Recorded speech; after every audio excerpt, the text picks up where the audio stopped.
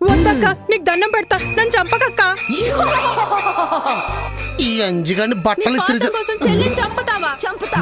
చెల్లిని చంపితే వచ్చే జన్మలో పిల్లిలా పుడతావే చూపనక్క.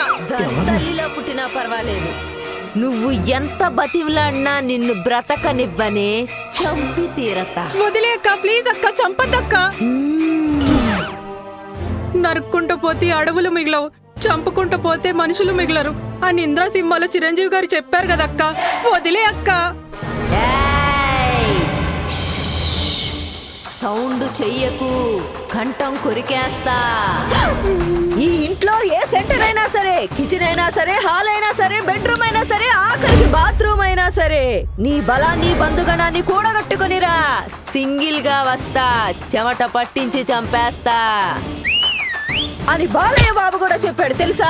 చంపేయండి అమ్మాయి గారు. మట్టర్లో అంజిగాడు కూడా ఉన్నాడా? ఒరే అంజి, తలుపు తీరా. అయ్యారు వచ్చేస్తున్నారు, తొందర చంపేయండి అమ్మాయి గారు. వద్దక్క, వద్దక్క, ప్లీజ్ అక్క, వద్దక్క. ఒరే అంజిగా, తలుపు తీరా.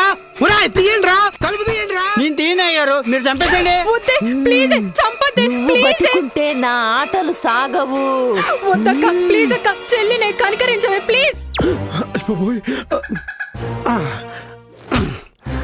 చెప్పరుండేసాక డోర్ గుద్దితే బత్తలైపోవాలి.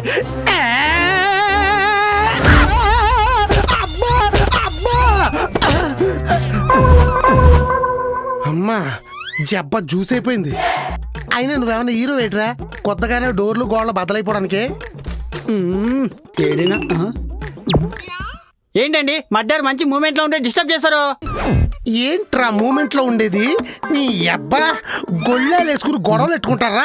ఏం జరుగుతుందిరా లోపల? ఏం చేస్తున్నావు దీన్ని? చూడు బావా, అక్క అన్యాయంగా చంపేస్తుంది నన్ను. చంపేస్తున్నావా?